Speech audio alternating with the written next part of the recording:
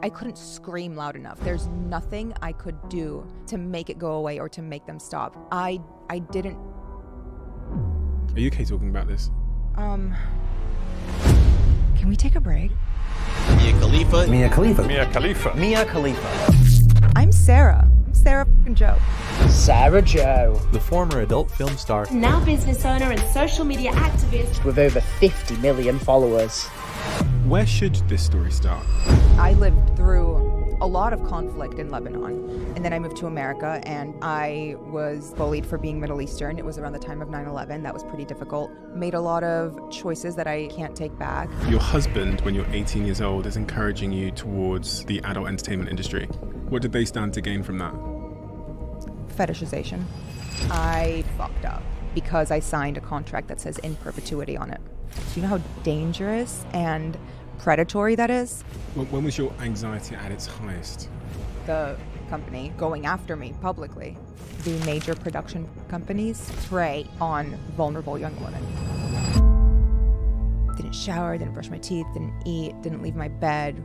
It's following me for the rest of my life. But I am not the sum of the things I've been through or the adversities I've faced. For people that are really struggling, how did you get out of that phase?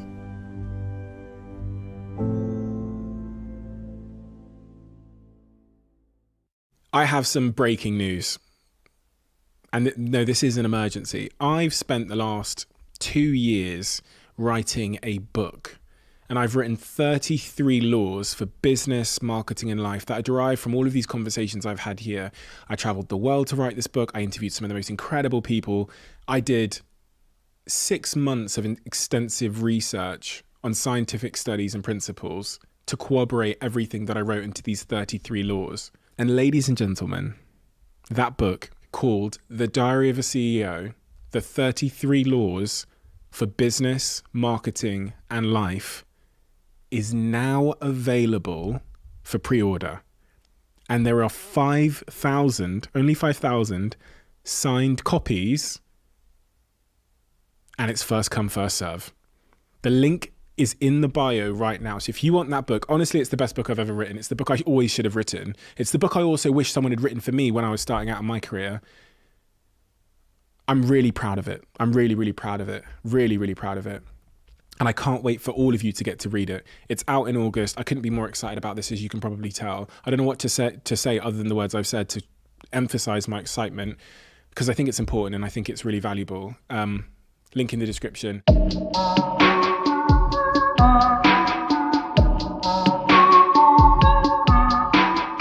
Where should this story start? Where does your story start? What is the most sort of pertinent moment that you recall from your memory that has shaped the woman that is sat in front of me today?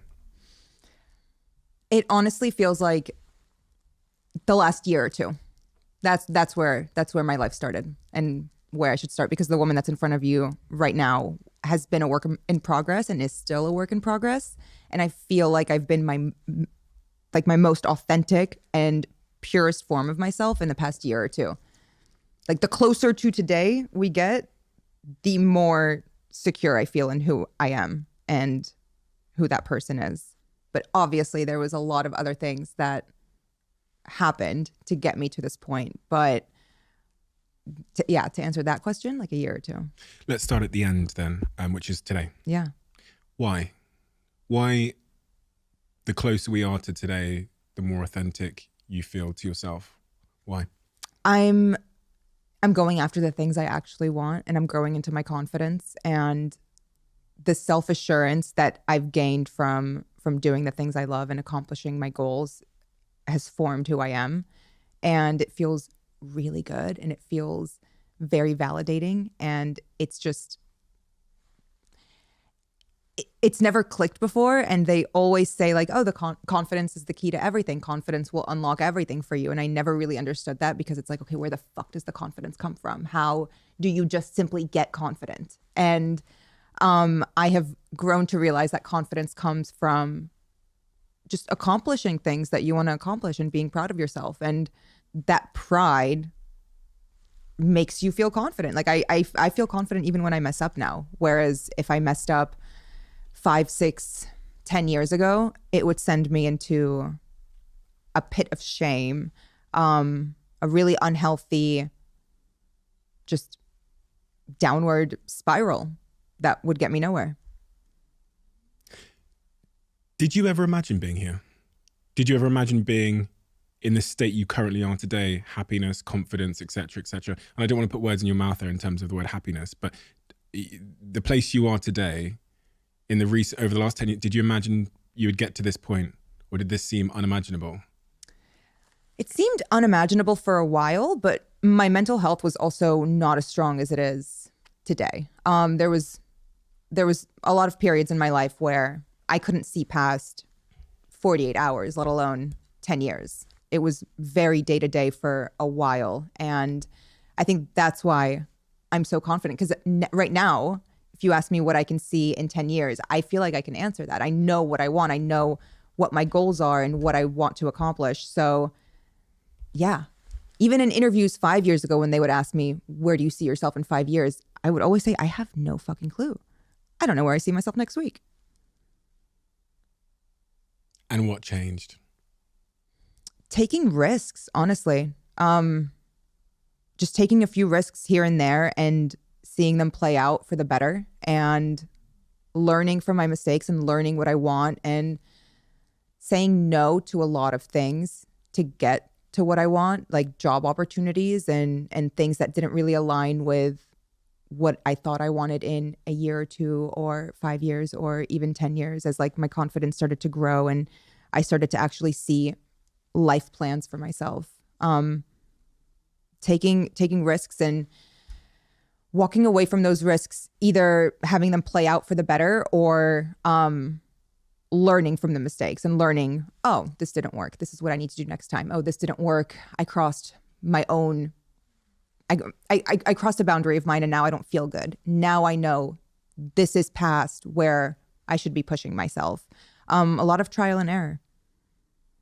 Confidence. Confidence is a through line throughout your story.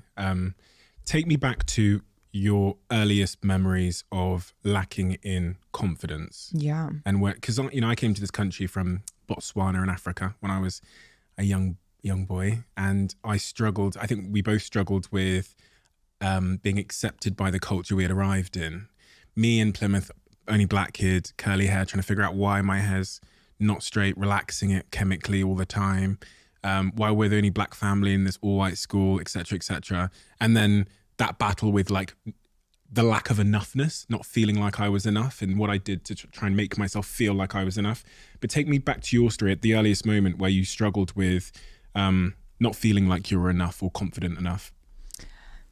I mean, it's not even coming to America. It's being in Lebanon. There was colorism there. I was the darkest one in my family. There was colorism at the school that I was at.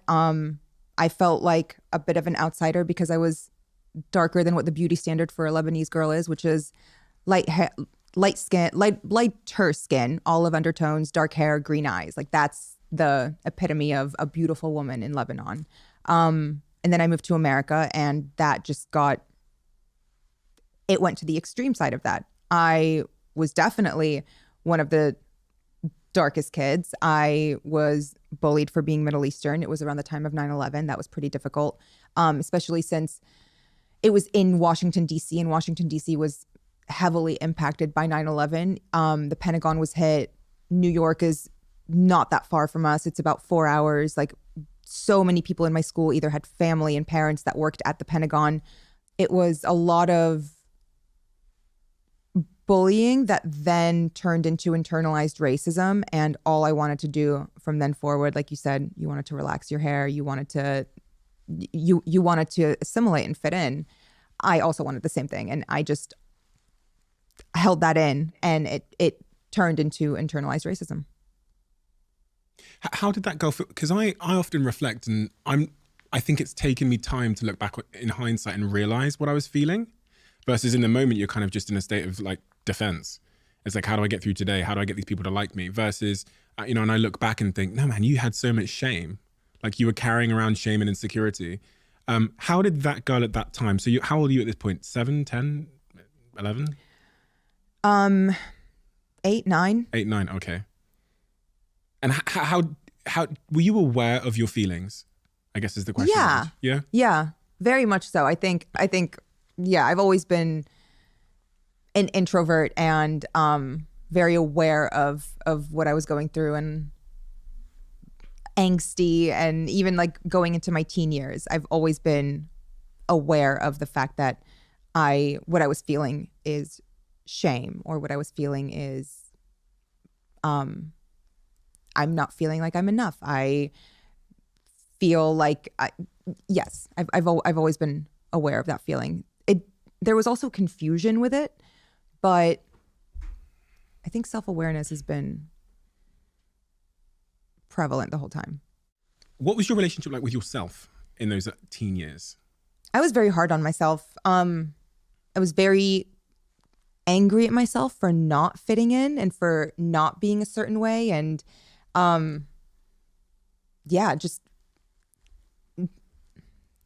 did not like myself. I didn't like the reflection in the mirror, and me not liking the reflection in the mirror obviously affected my confidence, my self-esteem, everything. So in turn, I also didn't like the choices that I was making, which made me not only hate the reflection, but hate the person that I was with at the end of the day. The choices you were making? Yeah. I think insecurity leads you to do things for validation that you otherwise wouldn't if you were secure in yourself, or if you respected yourself, or if you loved yourself. Like relationship choices? Relationship choices, lifestyle choices, anything.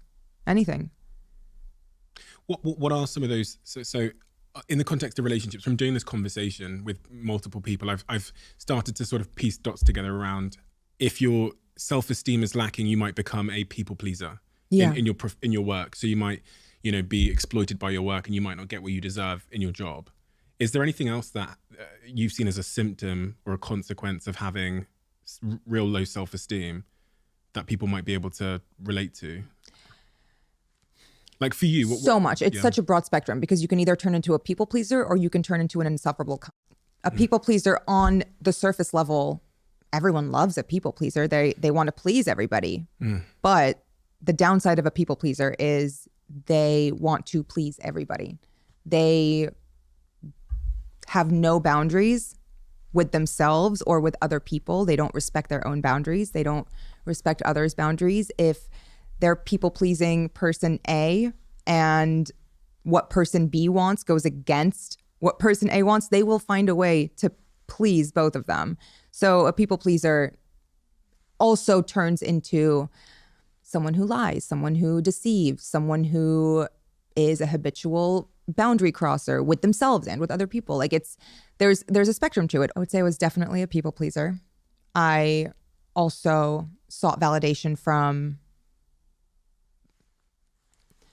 people who's, looking back on it now, whose opinion I probably shouldn't have respected back then, let alone today. So that was a downside. Made a lot of choices that I can't take back. Porn being one of the biggest ones, but I feel like that wasn't even the first one. The first one was getting into a relationship that I never should have been in, with someone who was extremely abusive, extremely dangerous, in the sense that looking back on it and having the self-awareness and being able to call it what it was is grooming. It was just a relationship that I feel like a lot of girls get into when they're in their late teens. Why does that happen? What do you mean? Getting into a relationship when you're roughly 18 years old, wasn't it?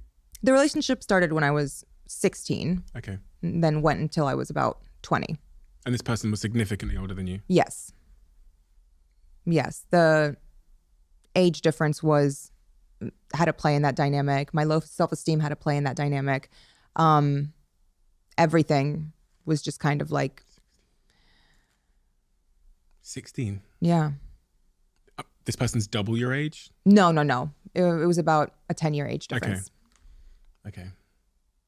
And at 16, what were you, when you looked forward to your future, had you asked yourself that question about, what happens in 10 years' time? Would you have had an answer? No, I wouldn't have known what happened in a week's time. It was, I mean, I got talked into eloping to Las Vegas 4 days after my 18th birthday. So if you ask me where I see myself in 5 years, I don't know. I would have looked at you with doe eyes and said, I don't know. And then looked over at him. Where do you see me in 5 years? Like, I didn't have a sense of self, so I attached myself to someone who was more than happy to abuse that, and someone who could see that and see someone easily manipulatable. Yeah. But at the same time, eager to please. So, yeah, it was just the perfect storm. Perfect storm. Yeah. You got married at 18. Yeah. Even that is uncommon, to say the least. Yeah. Do not recommend it. So when you say that this person clearly took advantage of several things that were present in you, whether that was low self-esteem or, just general inexperience and naivety of being a young woman, which direction in life did they push you towards? Did they push you towards becoming a really good partner to them, or did they push you in a professional direction, or did they pull you towards themselves? Yeah, it was. There was no encouragement. There was no pushing towards anything. It was an extremely unhealthy relationship, and I even feel weird calling it a relationship because the dynamic was not one of a relationship. It was more one of someone who saw a toy to play with. They were the industry they were in is probably not the one that you're thinking of. They were in the army, so it wasn't even. It had nothing to do with the porn industry, but it also had everything to do with it. They were the ones who kind of put that whole world in front of me and encouraged it. And they encouraged it? Oh, very much so. Your husband? Yeah. I struggle to understand this. So your husband, when you're 18 years old, is encouraging you towards the adult entertainment industry? It started off as just online. But then eventually, yeah, when I was asked to I was given a business card and told to think about it. I went home, I laughed it off, and the consensus was, you should do it. I think it would be great. That's what I mean. Okay, so you're I read this story. You were out at lunch somewhere. A guy walks up to you when you're how old? 20. And gives you a business card and says, if you ever want to consider getting into the adult entertainment industry, here's my number. You take that home. I was wondering this when I read about that part of your story. What happened post that business card?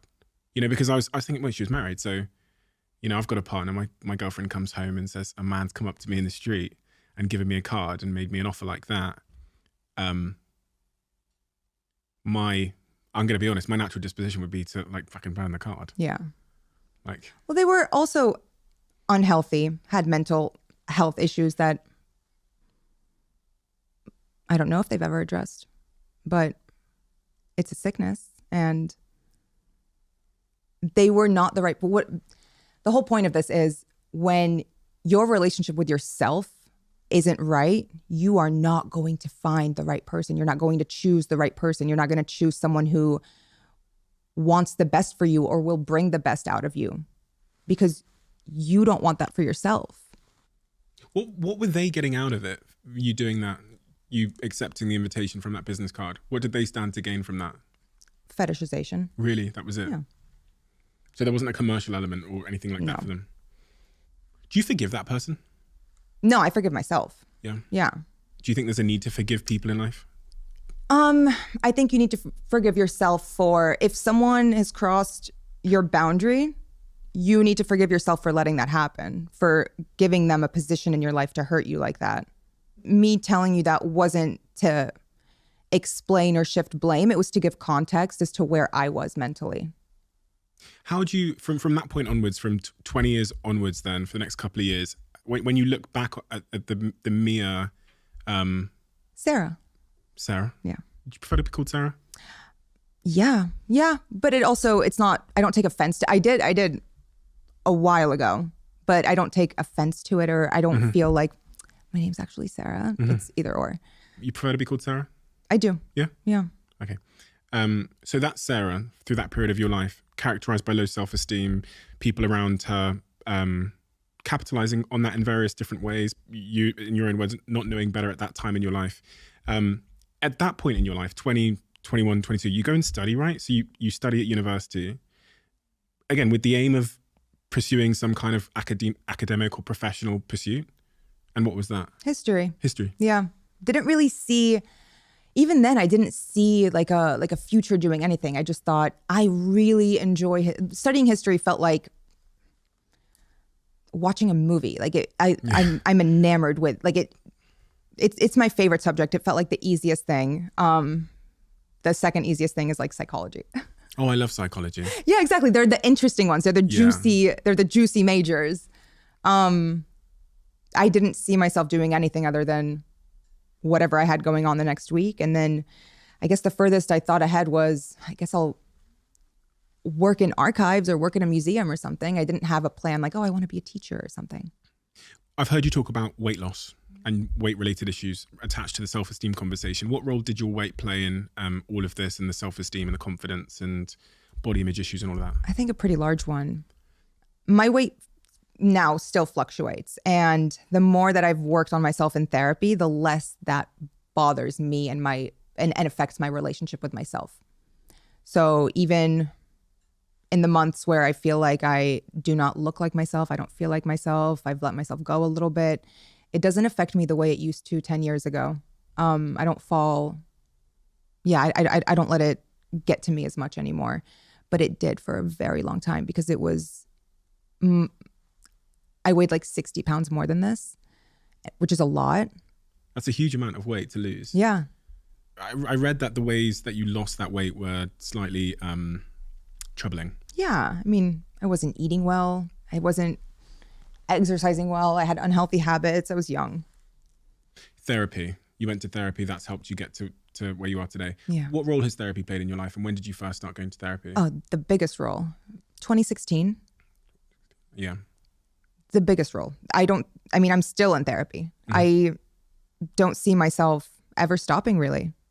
I cycle out therapists. It's like, yeah, I love it. I love feeling like, okay, I'm ready for a fresh start. I'm ready for someone new. I'm ready for a new perspective. It's a way to keep me grounded.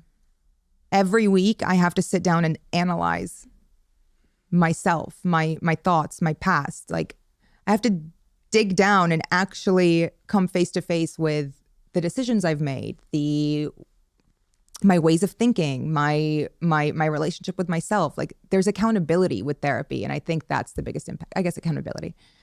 Yeah. When you've dug down and sought to understand yourself, what are some of the key takeaways you've taken from therapy?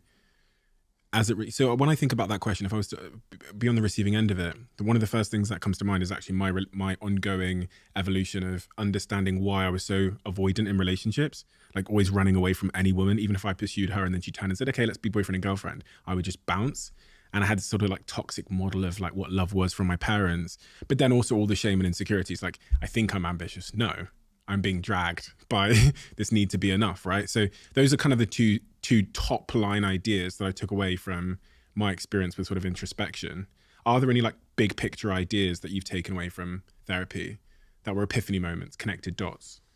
That's a loaded question, because I'm so grateful for all of the information I've learned about myself, like the dots I've been able to connect, like how being triggered by something a friend of mine says is actually related to the way that I felt ostracized on the playground when no one wanted to play with me. And like one little thing, even though they didn't mean it that way or even had any malicious intent behind it, has then taken me back to that 12-year-old girl who just feels so alone and doesn't know what she did wrong and just wants to people please. And I think the best part of therapy is within a split. Yeah, have you seen That's So Raven? No. Oh, it's this show with Raven Simone on the Disney Channel when we were growing up, and she has these visions. She's a psychic, and she just like stares off into space, and then she zooms out, and then she zooms back in, and no time has gone. But she saw maybe a 30-minute vision play out. But she comes back, and it's been like a split second, and that's what therapy feels like. It takes me back, and I analyze that moment, and I understand that moment is not this moment. And my friend cares about me, and she's not actually trying to make me feel like no one wants to play with me on the playground just because she said you can come if you want, and not I want you to come. You know what I mean? I think that's the magic behind therapy. It gives you time traveling superpowers. Has it changed your perception of the period of your life where you enter the adult entertainment industry? Has it changed your perception? How you Yeah, absolutely. I spent so much time wondering, why did I do this? This is not me. I was in it for such a short amount of time. And the entire time I was doing it, I was also asking myself every day, why am I doing this? What is wrong with me? What is wrong with me? That's like the number one question. And I know what was wrong with me. I had low self-esteem. I had no boundaries with myself. I didn't respect myself. I didn't like myself. So many things were wrong with me. And all of these things anyone can work on. It's hard. It is hard though. It's hard. Once you become self-aware, there's no going back. I think I cried more in the first 2 years of being in therapy than I ever did going through anything I did in my life. In my adolescence, in my early teens, and anything. This is why a lot of people don't go to therapy. It's hard. It's hard. That self-awareness is like, I mean, no. And especially once you start realizing things about people in your life that you've kind of put rose-colored glasses on for all your life, to make up excuses or to kind of change the situation in your head so that you don't actually have to face what the reality was, or the fact that, wow, this is actually a really situation. This person that I love, who's supposed to support me, who's supposed to be there for me, was actually not that great in hindsight, not even in hindsight, in 2020 sight, in actual vision. And the shedding that takes place when you become shedding. That's a great good word. word, isn't it? Yeah, It's really that's accurate, great. That's 'cause it's exactly like how it feels. slowly letting these little pieces go. What's interesting is when I read about your life post the adult entertainment industry, which was only a couple of months anyway, all in all, you sounded incredibly isolated. So when I think about the word shedding, I think of all these people that you're letting go. But in that period, you sounded like you were alone. I remember the story of you going to Austin and meeting your friend on Twitter, all those kinds of things. Take me to that period then. So you make the decision that career is not for you. What happens the next day, week, month, post that? Fucking loneliness. I was living in an efficiency. What's that? An efficiency is not even a studio. It's where this rug cuts off to that wall. That is wider than what it was, but definitely the length. My toilet, my bathroom sink was also my kitchen sink. There was no stove. There was a broken window that I had tape over, and there was only one window. It's a room. I think they're popular in South Florida, or like, I don't think you have them here because I don't think they're legal to like sell as living spaces. Very lonely, extremely lonely. But at that point in my life, loneliness was better than what I was doing before. And that, I think, was the start of the tiniest bit of confidence. That gave me the confidence to take the risk of moving to Austin and starting a new life. And I was so lonely. I was so broke. I was so lost. I was so confused. But all I was completely 100% sure of was, I don't want to do porn. I've never wanted to do porn. I'm never going to go back to that. And standing firm on my ground in my morals, in my boundaries, in just everything, that was like the tiniest glimmer of confidence starting to grow. Standing firm in my boundaries, even if I didn't know that was a boundary. I couldn't pinpoint it. I couldn't call it that. I didn't know what it was. I didn't have the verbiage or the knowledge or the self-awareness to call it what it was. But that was how it started. I would not, if I hadn't moved to Austin, I wouldn't have started therapy. I wouldn't have, that was the domino effect of, in a positive way in my life. It could have gone a completely other way, and it does for so many people. And I'm so, so, so grateful that I was able to get out. That first domino falling, which took you to Austin in that new direction, was there a catalyst? Was there something that pushed that domino?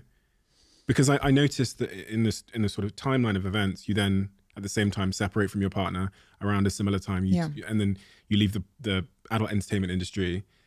Was there a catalyst? Because those two decisions are huge decisions, and they feel correlated. They feel like they're attached. I had nothing to lose, and I think that I also knew I need to get the fuck out of Miami. I was in Miami at the time, and it was where everything happened, and I just did not want to be there anymore. It felt daunting. It felt like walls closing in on me everywhere I went. Was there like a catalyst day though? Something that happens that makes you go, "Fuck, I need to," or was it just slowly? Yeah, it was. I mean, it was the day I met my best friend on Twitter. I didn't meet her that day on Twitter. Her and I had been following each other for a while. She posts memes. I like them. Vice versa. Her and I were talking about something. Oh, she said, "I'm looking for a roommate. I'm asking around the office for a roommate." And I said, "What if I move to Austin? I don't want to live in Miami anymore." And then I started looking up, how do you move states? Like, what does it take? What does it require? What paperwork do I need for my dogs? Like all of that stuff. And then within a month, I was packed up and moved. And was there a catalyst for you deciding to leave the adult entertainment industry, even though you were there for a couple of months? Was there anything? I think it was how overwhelming everything became so fast. Okay. Like that was the reality check. It was like when they turn the lights on at the club at 4 a.m, like, whoa, okay. The floors are sticky and nothing looks the same. This is not what I signed up for. It's not what I expected. I fucked up. That's not a typical experience for an actress in that industry. No, not at all. And it's a very atypical experience because you went from obscurity to number one in an industry in weeks. Yeah. So you got hit by a fucking truck. Yeah. Okay, that makes sense. Okay. You become a paralegal? Yeah, for a very short period of time. Like 6 months. Tell me all about that. Nothing really much to say. It was for an insurance defense firm. It was pretty boring, and it was very much like corporate. The insurance company that they represented was Geico. So it was like a very boring thing, and it was just paper pushing. It was really weird to work there, especially since that was my first job where I did it. I did the application, and I went into it thinking, this is the shift. This is me putting Mia Khalifa behind me, and this is me like trying to be a real human. Did not work. Everyone in the office recognized me. It was a very uncomfortable work environment, not because anyone was overtly inappropriate. It was just simply being in an office, knowing anyone who walked through did a double take and is like, are you? So that was uncomfortable. And then after that, I worked at a construction company, just doing bookkeeping and office work. And same thing, I would have to go on a job site, and the owner of the company just made it so I can't go on job sites. It was a distraction. It was not a good idea. People would be in that situation, people would be inappropriate sometimes. But yeah, I started to feel like a burden in the offices where I was. And I hated that feeling. And I was actually sitting at that construction job in the office when I was talking to Rachel in the DMs, like, I'm going to move to Austin. Let's do it. Anxiety. Yeah. Has that been a big part of your life, for much of your life? Yes, very much so. And I think that has been prevalent from the very beginning. The very beginning, as in since you were a kid or a teenager? Yeah, probably even in utero. I mean, my parents grew up in the Civil War in Lebanon, and I lived through a lot of conflict in Lebanon, whether it be civil or the surrounding countries or whatever. But we left for a reason, and it's because it was dangerous. So I think I've always had that.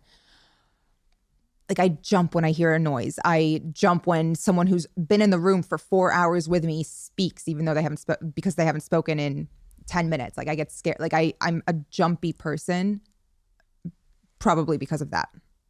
When was your anxiety at its highest? 2019, 2020. Okay.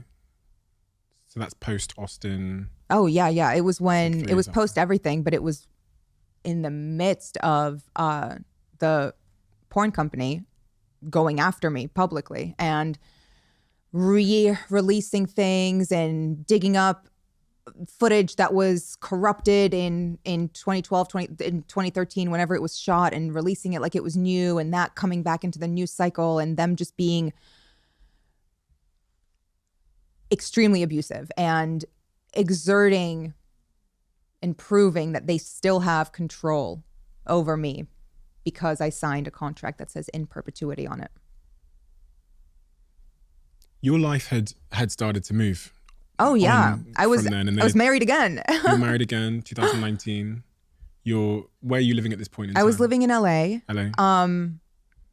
Yeah, I was living in LA. I was doing my own thing. I was starting to figure out what it was I wanted to do and where I want. Like things were really good that year. It was the year I had that little cameo in that incredible show Rami.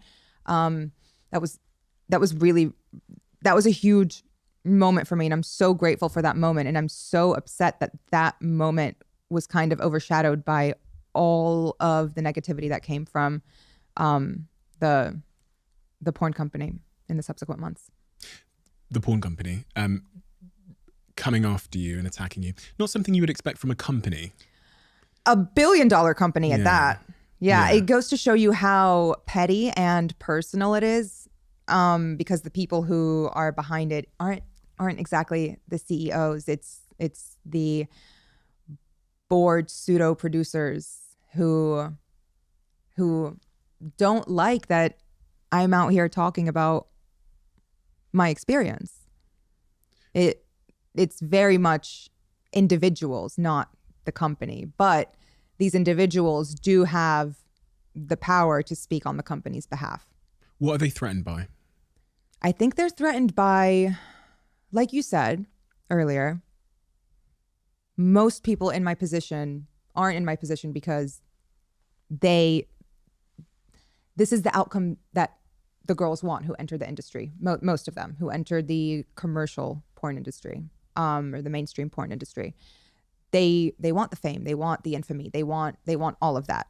And I think for the first time, these individuals are experiencing someone who is fully aware of what was happening and is fully aware of what is and isn't ethical, and has the platform and the resources to speak on all of those things.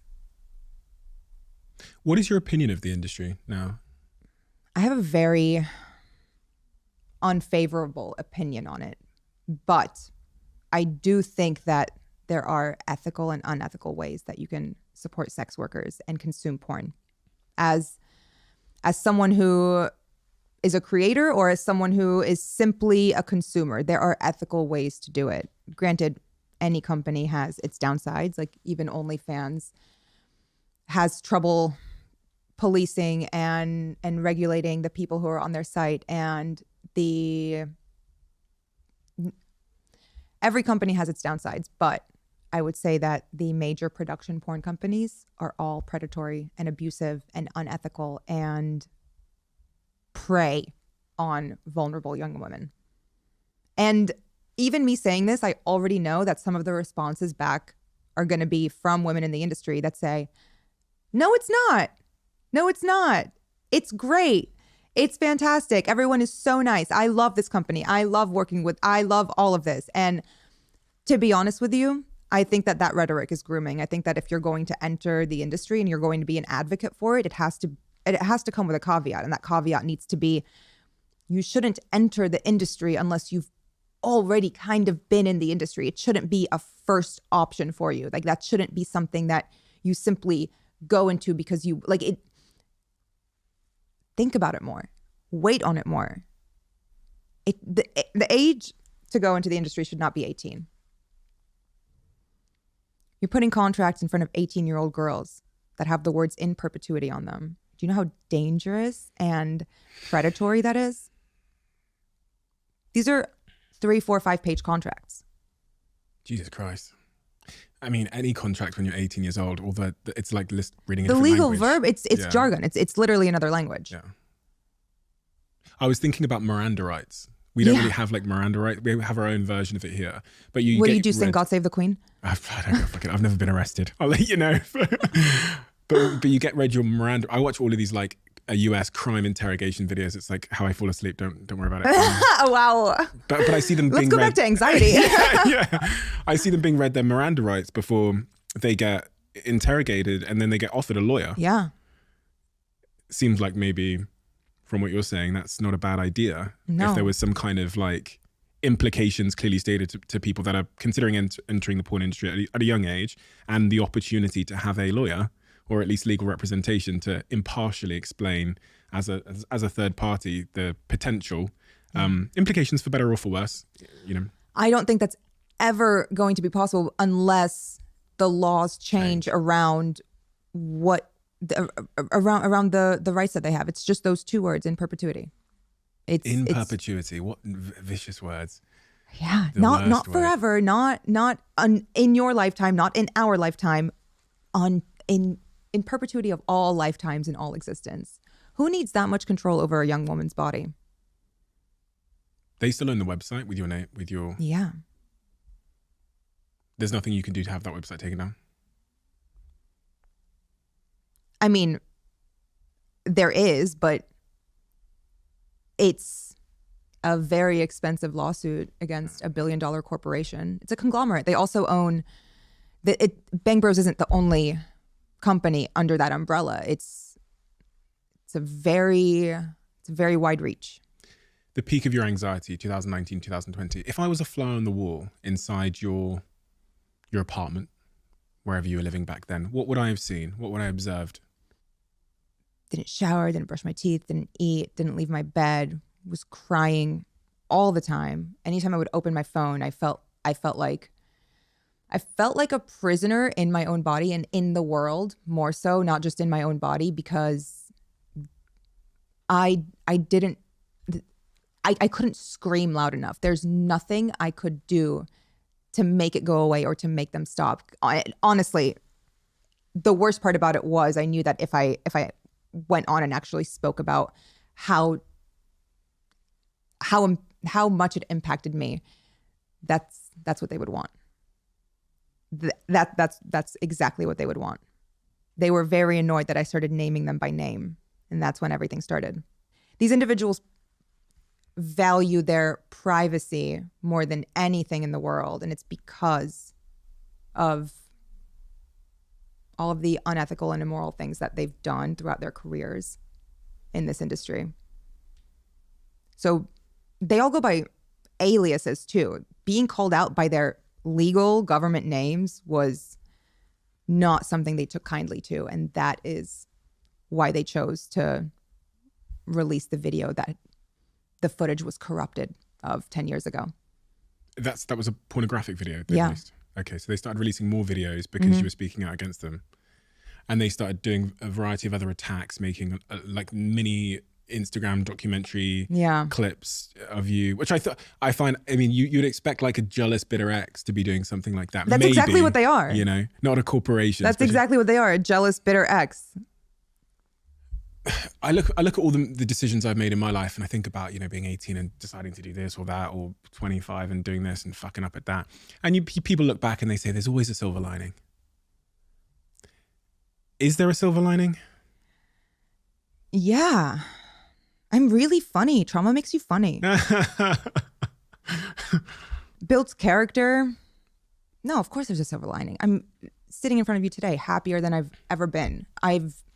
I am not the sum of the things I've been through or the adversities I've faced. I'm not. The silver lining is it fucking happened. It's over with.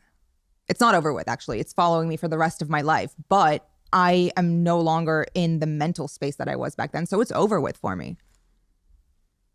And you get to make your silver lining. Yeah. And that's what I feel like you've done, is you've made a silver lining. Because there's clearly, you could have gone several ways. Yes, that's true. What are the ways you could have gone? I was acting on instinct. There wasn't a time when I sat down and thought, what do I want with my life? I needed a job, so I acted on instinct. I applied to things that I felt like I could do. I'm good at paperwork. I'm good at just administrative things. I like being left alone. So I didn't want a job where I was working with I was always acting on instinct. There was never really a plan. What felt right? It felt right in the moment to get an office job. It felt right in the moment to leave that one and go to another one. It felt right in the moment to leave everything and move to Austin. It felt right in the moment in Austin to, well, actually, that was the first time in my life where I started forming a core group of friends and people who are still in my life to this day. And they were the ones who not convinced me, but kind of encouraged me to go to therapy. You'll know if you've listened to the last few episodes of this podcast, we're now sponsored by the incredible Whoop.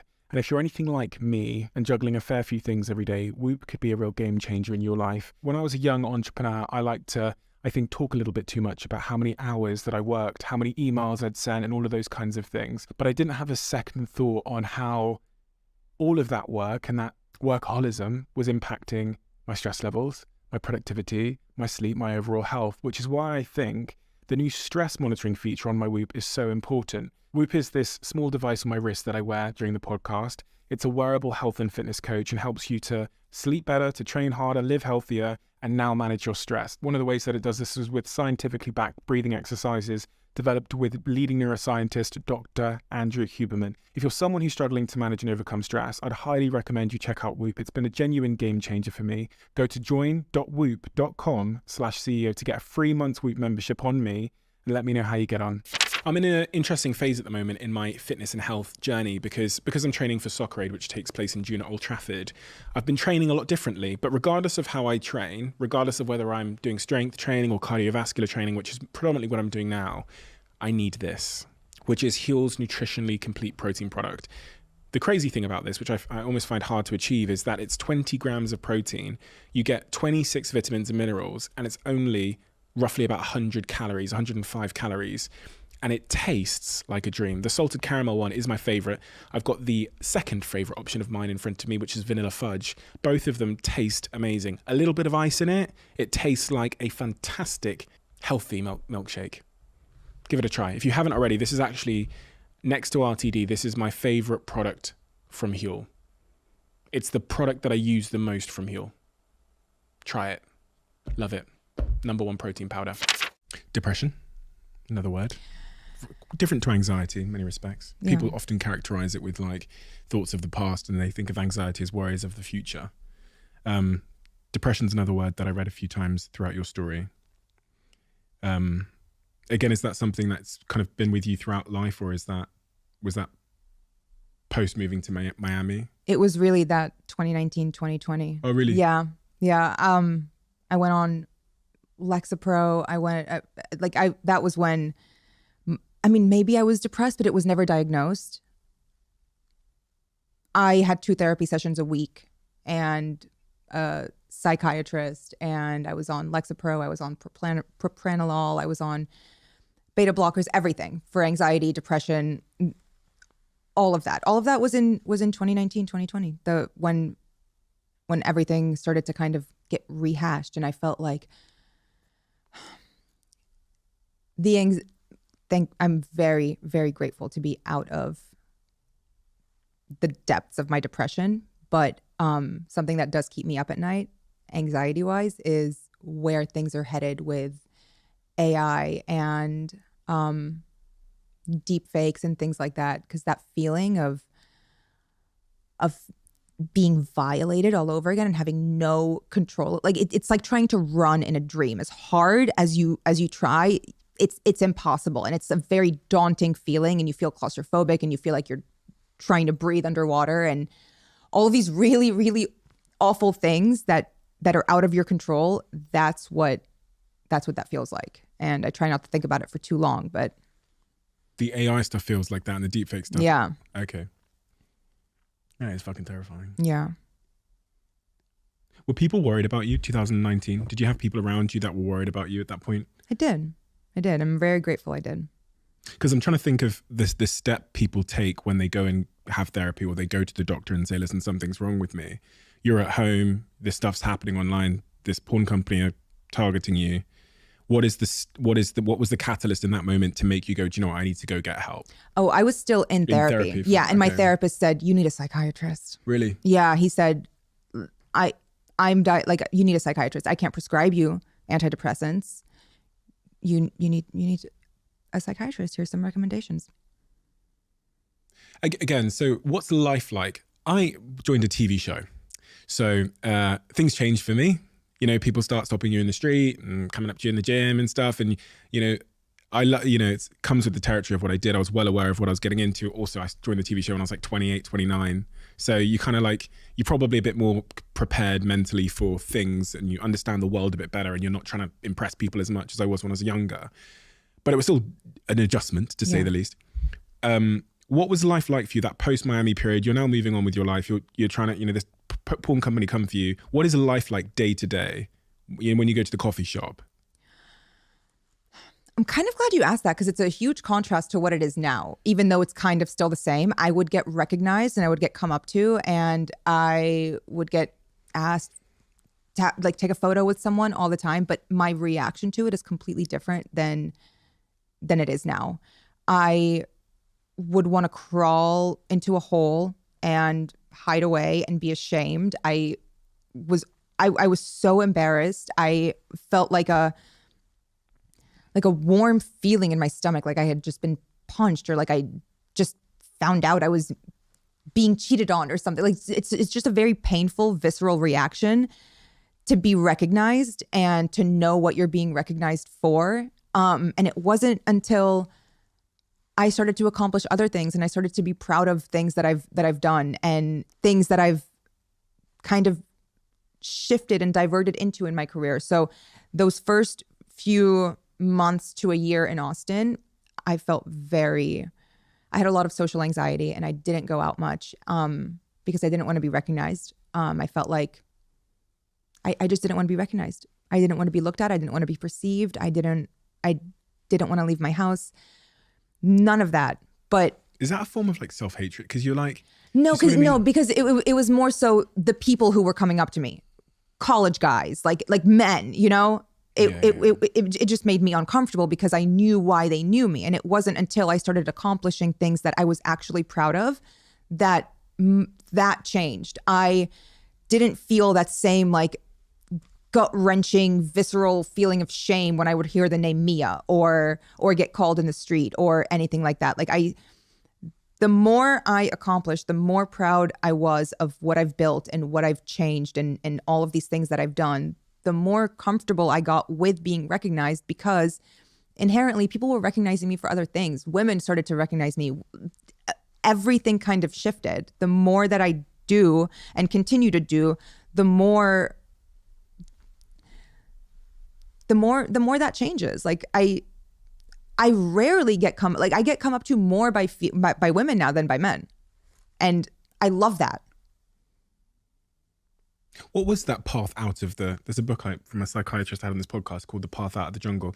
For you, what was the path through the jungle, sorry, but what was the path out of the jungle for you, that 2019 depression period? Like how did you, for people that might be in that situation right now where they're really struggling, was it just time? Was it community support? Was it the medication?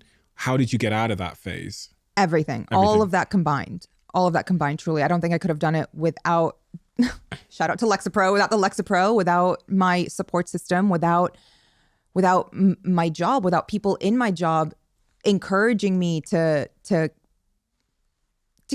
pursue what I want to do and to not let fear of having something taken away from me or having something.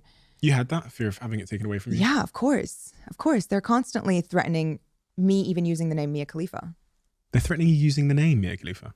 They think they have ownership of it. Okay. Which they do not. It's my dog's name. And they tried to convince me not to use Khalifa because they said, no one's going to know how to spell it. But yeah, I'm constantly in fear of, they're $1 billion corporation. Yeah. The amount of lawsuits that they field on a daily basis. They're being sued right now by a company that does MLB trading cards because they're trying to do trading cards of actresses. You're married around that time, right? 2019. Yeah.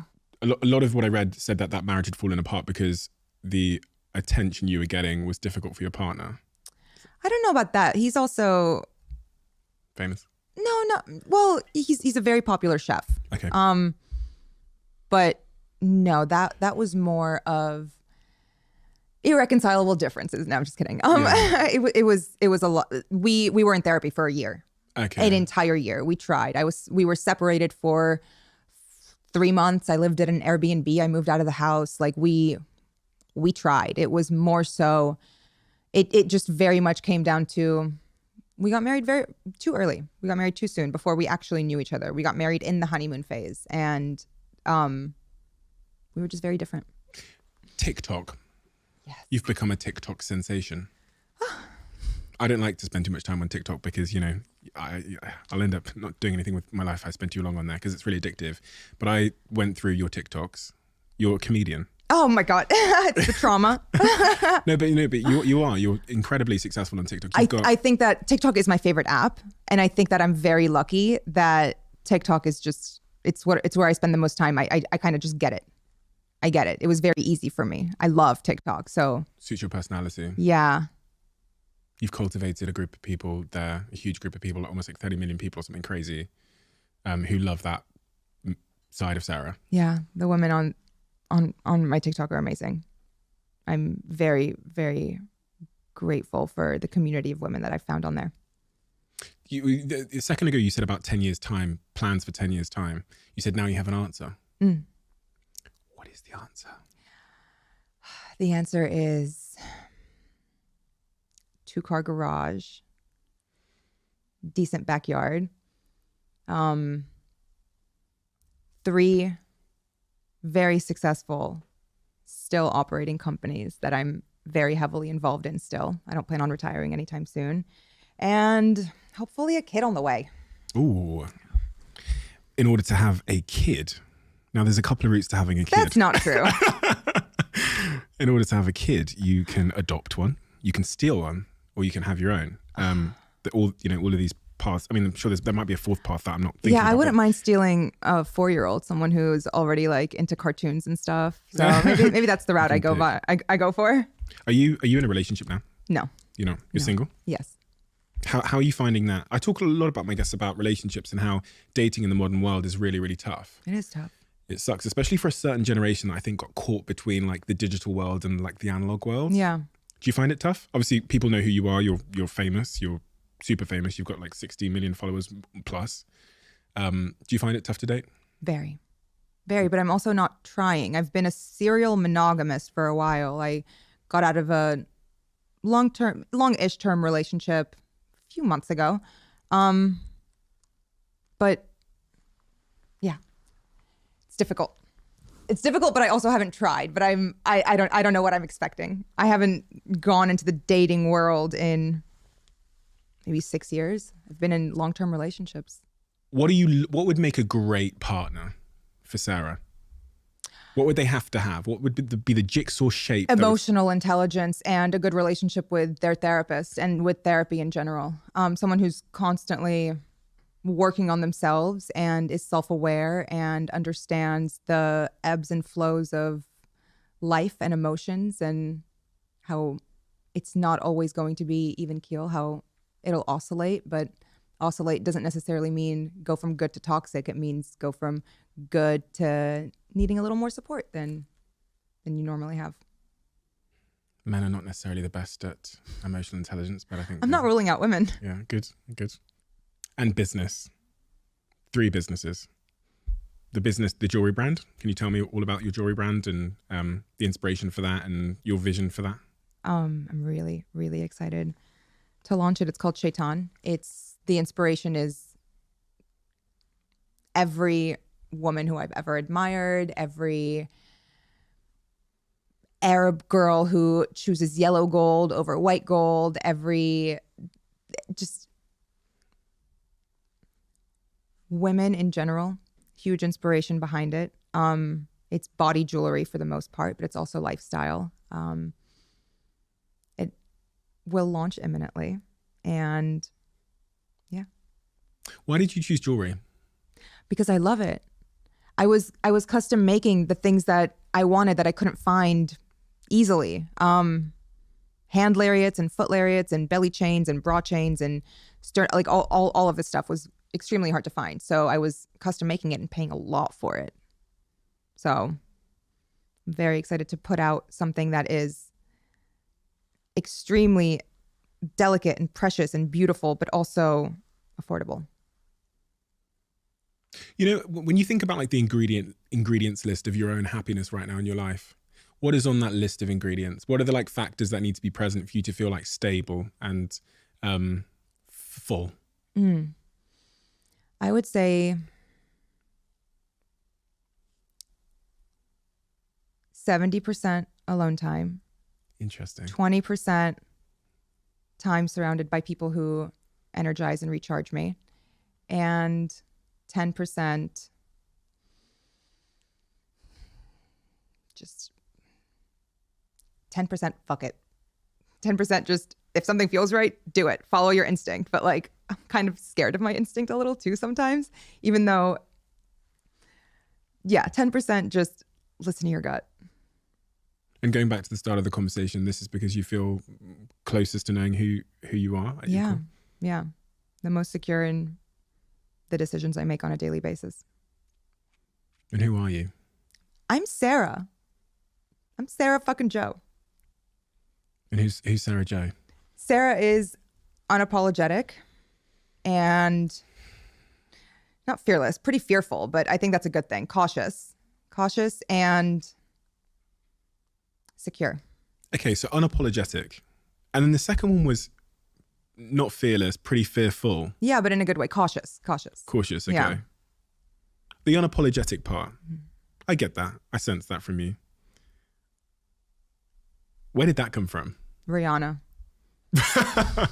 Rihanna. No, really, that came from Rihanna. Oh, absolutely. Yeah. Yeah. She has a whole album called Unapologetic. And that is what I base my personality off of. Why?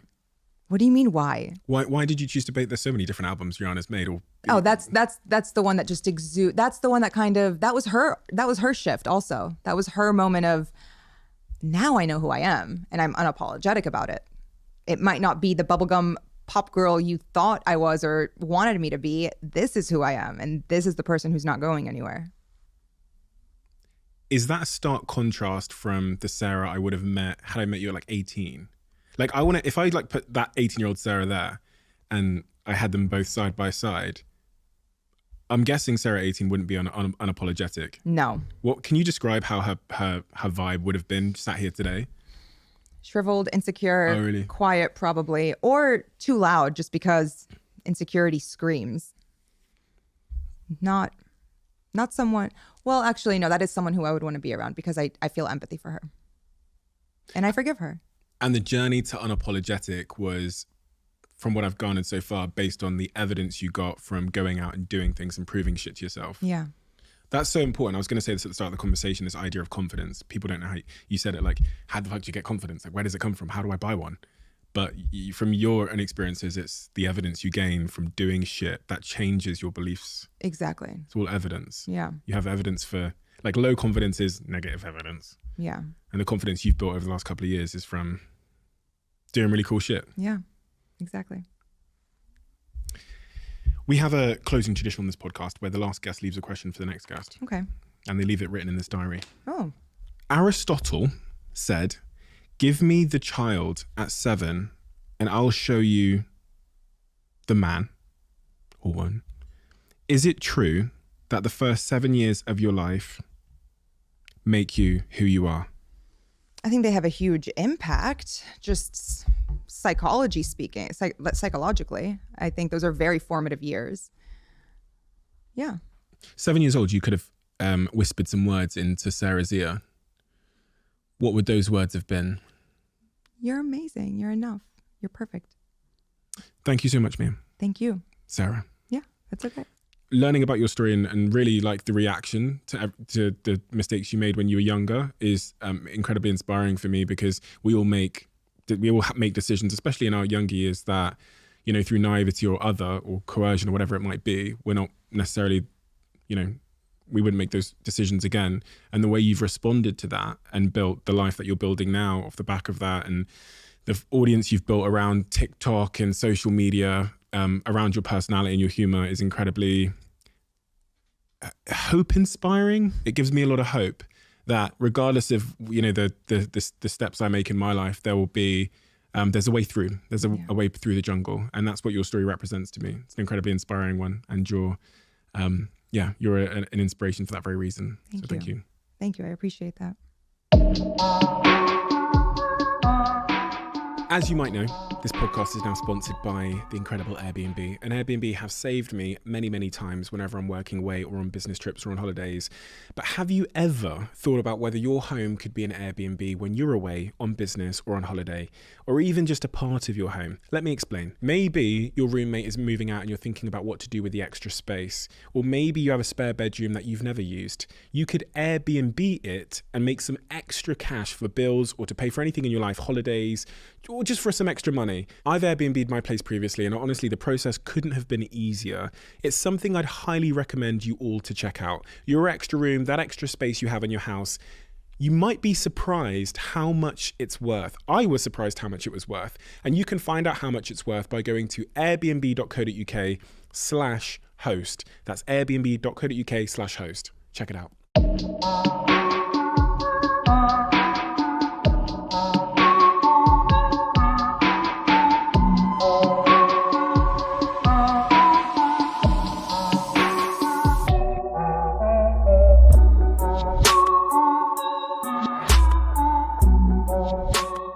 You got to the end of this podcast. Whenever someone gets to the end of this podcast, I feel like I owe them a greater debt of gratitude, because that means you listened to the whole thing. And hopefully that suggests that you enjoyed it. If you are at the end and you enjoyed this podcast, could you do me a little bit of a favor and hit that subscribe button?